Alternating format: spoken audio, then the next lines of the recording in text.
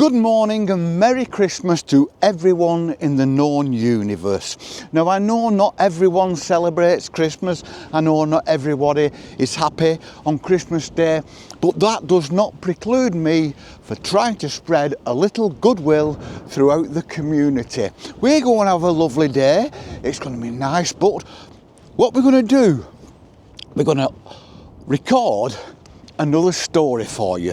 Yesterday's story was a kid's story about my children when they were 5 years old and 2 years old. They are now 40 years old and 37 years old. But today we're going to have a story about everybody's normal Christmas day. This may be or may not be exaggerated depending on your narrative. Everybody in this story exists or did exist. There was an Auntie Edna. Grandma is my mother. I am Nigel. Mum is my ex-wife and the mother of my children, and the best mother any child could have. And the other two characters are my children, Lucy and David. It's Christmas Day in the Boydell household, and what could go wrong? Hallelujah! Holy shit! So have a fabulous Christmas Day, everybody. Eat, drink, be merry, spend time on your own, walking in the fields as I will. Spend time with family, with friends, spend time sober, spend time drunk, spend time playing games, spend time in reflection. But whatever you do, spend time at peace with yourself and the world. And if you can't, then sit back, have a drink, make a cup of tea, a cup of coffee, a beer, a wine, a whiskey, a vodka, a gin, whatever. And just let's tell you a story about Christmas Day. Dad turned up the stereo so that the carols rang through the house, poured himself a large whiskey, downed it in one, shouted, "Merry Christmas, everybody," and poured himself another drink. Mum wiped her brow, leaving a fine coating of flour on her forehead. She looked at him and shook her head. It was going to be a long day. It had all started pleasantly enough. The kids had been late getting up, then David had insisted on telling everyone about his night helping Santa deliver the presents. Mum would smile as a lump came to her throat. Lucy, on the other hand, had been a little subdued. She seemed happy enough. In fact, she appeared in a blissful world of her own as she sat on the living room carpet, absently leafing through one of the books she'd received. Wrapping paper lay with gay abandon on the floor and furniture. It had been Dad's job to tidy it up, but he hadn't got round to it yet. He'd been preoccupied with his wardrobe. Each Christmas Day was the same. He'd put on his musical Father Christmas socks, his musical Father Christmas boxer shorts, his warm and homely cardigan, which he thought made him look sort of festive and handsome and dependable, but actually just made him look like a deranged pensioner, desperately clutching at the last vestige of youth, or at least middle age. He'd somehow confused country gentleman with bowling club greenkeeper. It hadn't helped when he topped the whole hideous ensemble off with a Santa kipper tie, complete with flashing lights and microchip music, playing White Christmas every time he hitched up the knot.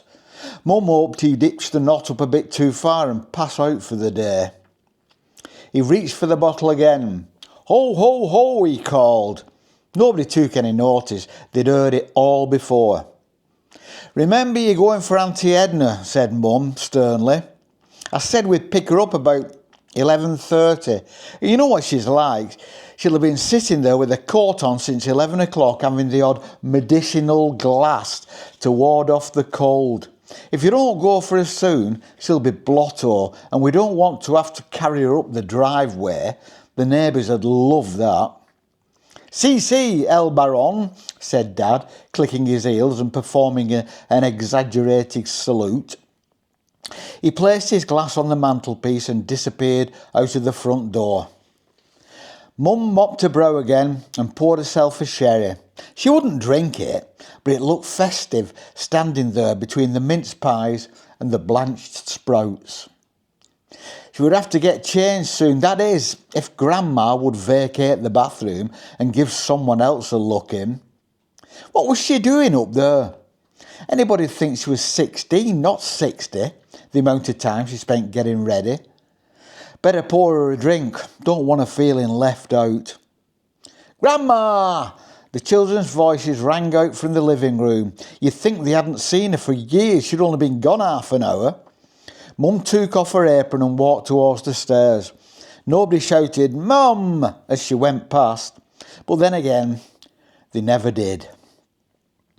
Auntie Edna opened the front door, rocked back on her heels, almost past the point of no return, and with a familiar, slightly glassy look in her eyes, catapulted herself forward into his waiting arms.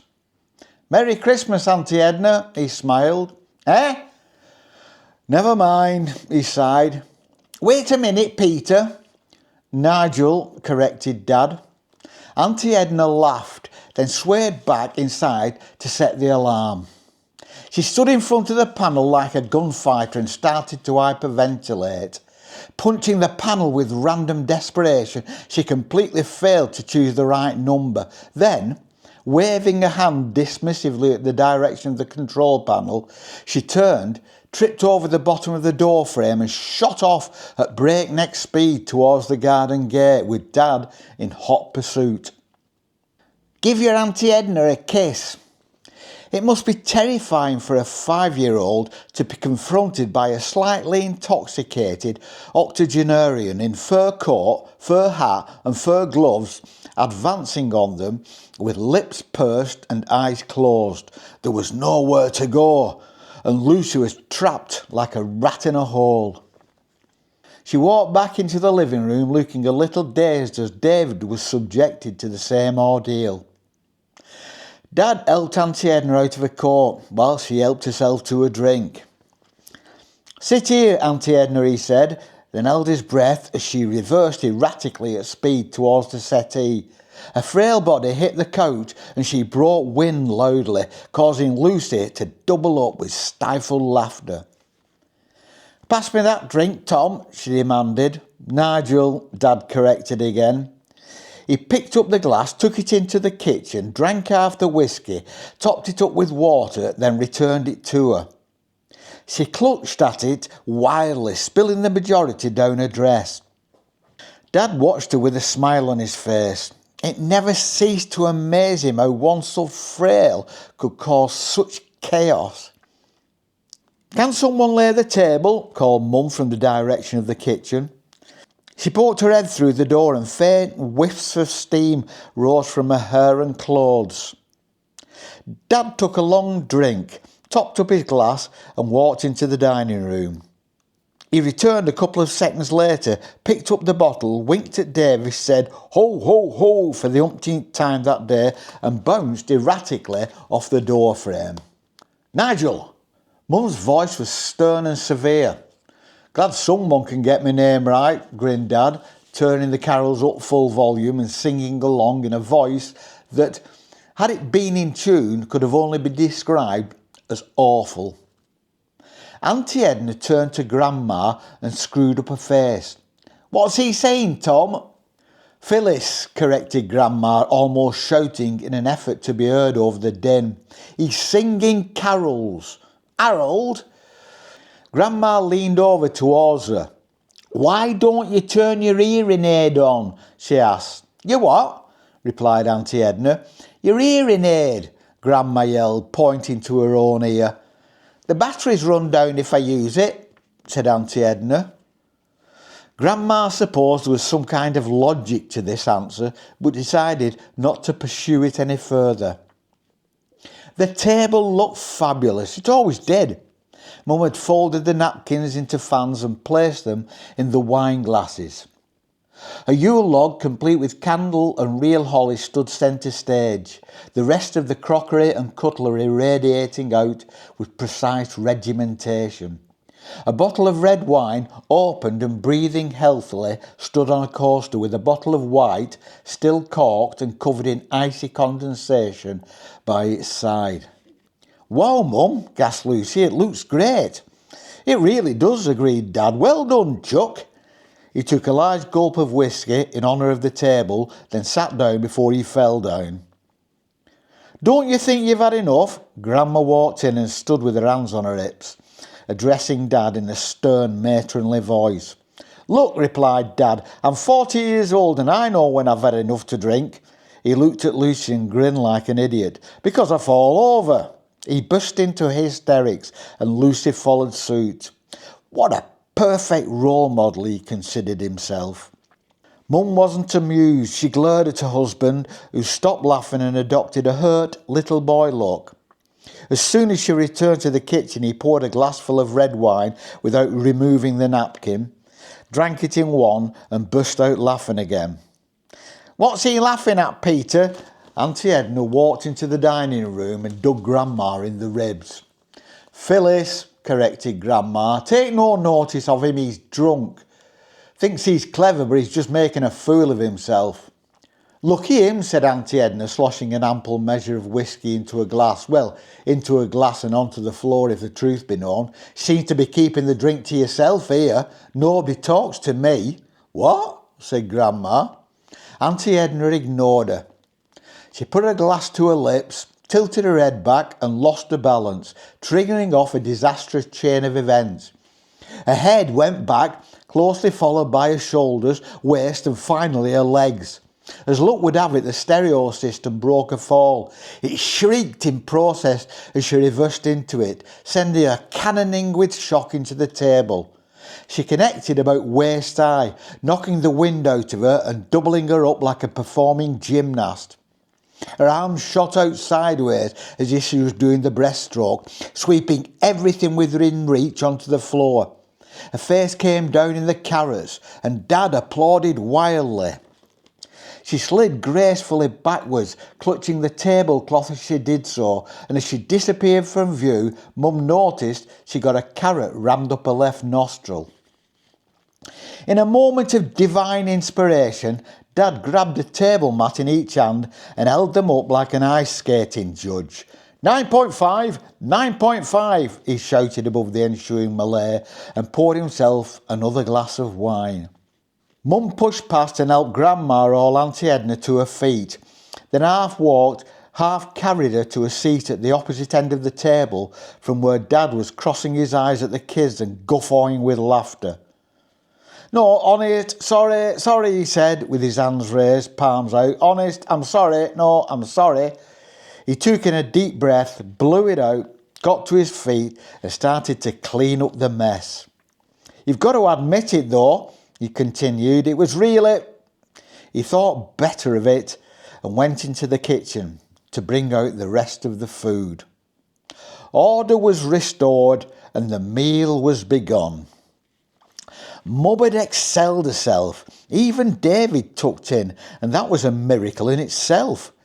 Dad turned the carols down low so that they could indulge in polite, festive banter, and everyone, Auntie Edna included, seemed to be enjoying themselves immensely.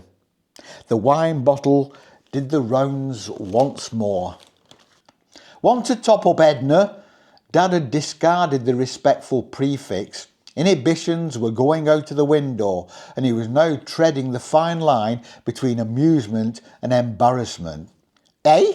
Dad held the bottle up, rocking it from side to side. Auntie Edna clutched her half-empty glass and thrust it in his direction. It was a bit like mid-air refuelling. Dad tried to aim the wine at the glass, while Auntie Edna seemed to be trying to get it all over the tablecloth.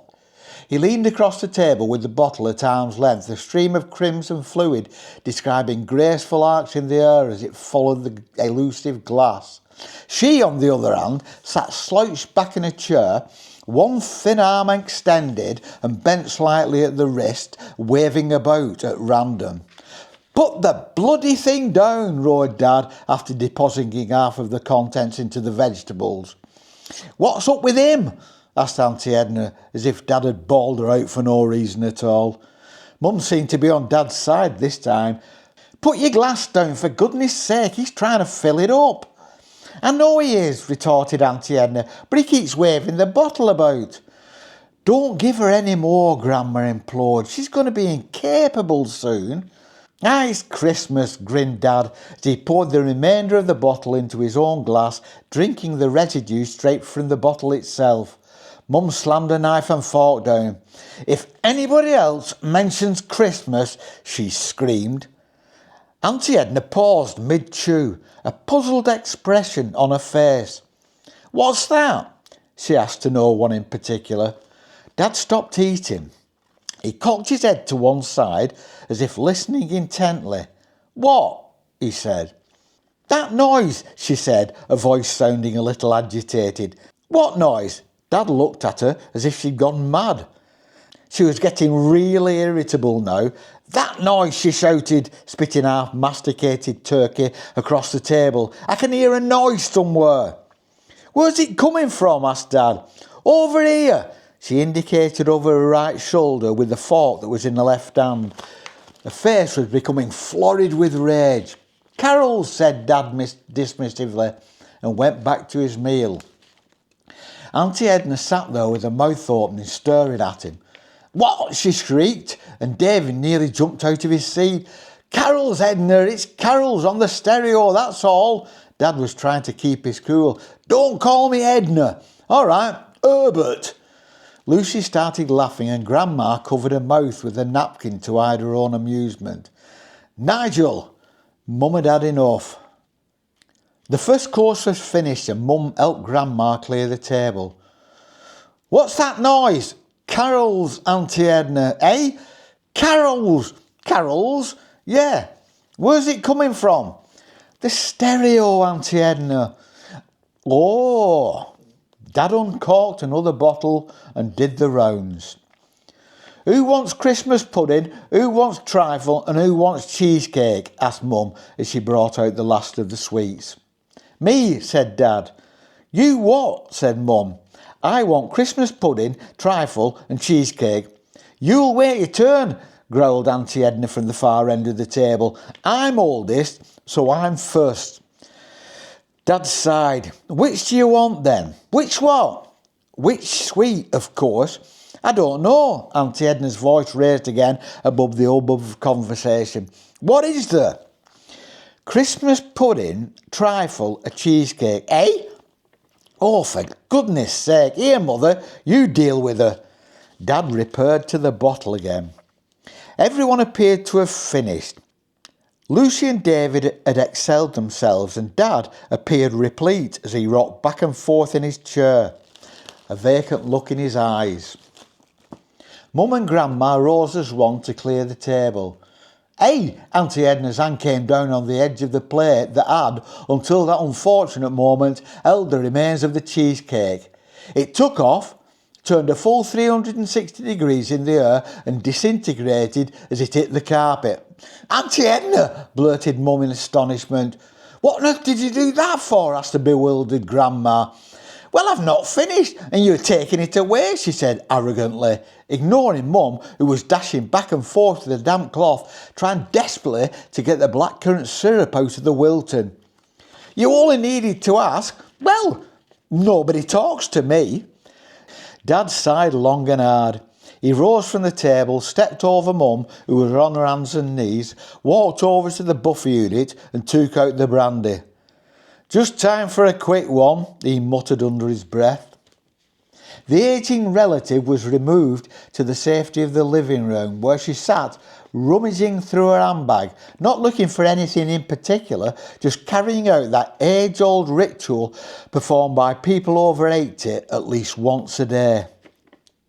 Lucy and David were upstairs playing with the presents they'd opened that morning, though what dashing about from room to room like a herd of migrating wildebeest had to do with constructive play was beyond Dad. "Do you think it'll come out? Have you got any carpet cleaner?" "No." "I think it's ruined." We'll have to shoot it. Don't be stupid, Nigel. The three remaining adults stood around the blue-black stain, looking dolefully down at the area of the carpet that had borne the brunt of the cheesecake's suicidal crash dive. Mum wrung a dishcloth in her hands and bit her bottom lip. It had only been down 12 months. It had it laid just before last Christmas. She muttered something about euthanasia and shot a red-hot glance in the direction of the living room. Grandma stood with her arms folded. She wasn't as concerned as Mum. After all, it wasn't her carpet. Her carpet was safely at home, miles away from the nearest blackcurrant cheesecake. But she felt she must share the concern. After all, the quicker they grieved, the quicker they could put the kettle on. Dad stood next to Mum, trying not to grin. He held a glass in his right hand from which he took small sips every few seconds. What Mum couldn't see was the half-empty bottle behind his back, clutched securely in his left hand. "See where it dries like," said Grandma. "It might not be as bad as it looks now." She didn't believe it, and neither did Mum. "Look," Dad said brightly, "I've got an idea." Mum and Grandma looked at him hopefully. Any suggestion would be appreciated. "Why don't we get a great big jar of blackcurrant syrup, pour it on the carpet and scrub it in? I could live with purple. How about you?" "Get lost, Nigel." Mum leaned through the kitchen door, threw the cloth into the sink and went into the living room. Grandma followed, leaving Dad to bask in self-appreciation at his pin-sharp wit. He spun the cup off the bottle, filled his glass, took a liver-crippling draught, belched and poured a refill. He had 2 abortive attempts at getting through the door, banging his face the first time and his shoulder the second. On the 3rd attempt, he managed to lurch through without anything untoward happening, only to be met by the sight of Auntie Edna, legs akimbo and head thrown back, sprawled in the armchair with an empty bottle of cooking sherry by her side. "Bloody hell," gasped Dad, "that was quick." Mum sat on the settee flicking through the pages of a magazine without actually reading anything. "Put her on our bed," she said in a voice that was obviously having difficulty controlling. Dad said nothing. He just edged around the couch, keeping a respectable distance, grabbed Auntie Edna under the armpits and hoisted her to her feet. "She's a dead weight," he groaned as he clutched her to his chest. Her face was only an inch or 2 from his. "Phew," he said. "What's she been drinking?" "You should know," said Grandma icily. "You've been pouring it down her throat all day." Dad dragged a limp body through the door into the hall and manhandled her towards the bottom of the stairs, and was just about to negotiate the bottom step when someone knocked on the front door. He was about to call for Mum to answer it, but changed his mind and, with Auntie Edna still clutched to his chest, reached for the lock. "Taxi!" "Nobody ordered taxi here, pal." The driver looked at Dad with a puzzled expression on his face. "You all right?" he asked. "Do you want her?" Dad nodded towards Auntie Edna's head, out of which rose the sound of contented snoring. "Not me," said the taxi driver, holding up his hands. He took a step back. "I'm just here looking for number 29. It's..." Dad stepped outside to point down the street, and Auntie Edna chose that inappropriate moment to turn over in her sleep. "What the..." he started as his legs suddenly became entangled in hers. "Look out," he shouted, punching the driver out of the way with his fist and sending him sprawling onto the driveway. He grabbed her as she started to slide out of his arms to the ground. He hitched her up again. This was a mistake. The weight of her body, plus the combined forward motion and his restricted lower body movement, sent them shuffling down the garden in an attempt to overcome the laws of gravity. They resembled a pair of mismatched and very inept ballroom dancers as they staggered across the lawn towards the open rear door of the taxi. "Whoa, whoa," Dad cried as he tripped over the curb onto the road. Auntie Edna's feet skipped across the tarmac as her body was borne in reverse away from the house. Dad didn't aim for the taxi door, it just seemed to loom up in front of him. At the last moment he placed the palm of his right hand on the top of Auntie Edna's head and pushed down, just missing the car's bodywork. He let go as his own chin threatened to crash into the roof of the taxi, and Auntie Edna flopped back across the seat without making a sound. Her legs stuck out straight, and Dad folded them gently in before slamming the door. He walked up the drive, tossing a crumpled £5 note into the driver's lap as he passed. "3 Buck Street, pal," he said without looking down, then stepped back into the porch. He closed the door and leaned his back against it, whistling long breaths through his teeth. A drink was in order, and Dad fancied a beer. He made his way to the kitchen, shouting, "Edna's gone," as he passed through the living room on his way to the fridge. He walked back through the dining room and stood in the doorway like a gunfighter, a can clutched in each hand. Mum thought about his last remark, then shook her head and turned to face him. "You're not having another drink," she said. "Don't you think you've had enough?" Dad cocked a can and pointed it in her direction. "Shut your mouth, sweetheart." He sounded nothing like Bogart. "Or I'll blow your filthy head off. This can's loaded and I ain't afraid to use it." He poured the can's trigger, made a sound like a bullet ricocheting off a boulder, then held up the can to his lips and blew imaginary smoke from the imaginary barrel. Mum shook her head again and went back to a magazine. Dad pulled the tab on the first can and downed the contents in one. He belched roundly and opened the second, taking a drink immediately. His body rocked backwards, then forwards, and his eyes became suddenly glassy. He dropped the can on the floor where its contents spewed out in an effervescent puddle. As Mum and Grandma sat and watched, he dropped slowly to his knees, a huge grin appearing on his face and lager trickling from the corners of his mouth. He hiccuped once, cried, "Merry Christmas, everyone," and fell face first into the carpet. "If anybody else mentions Christmas," said Mum. We hope you enjoyed that, and we hope you're having a lovely, lovely day. Have a nice the rest of the day, and we shall see you very soon. Peace and love.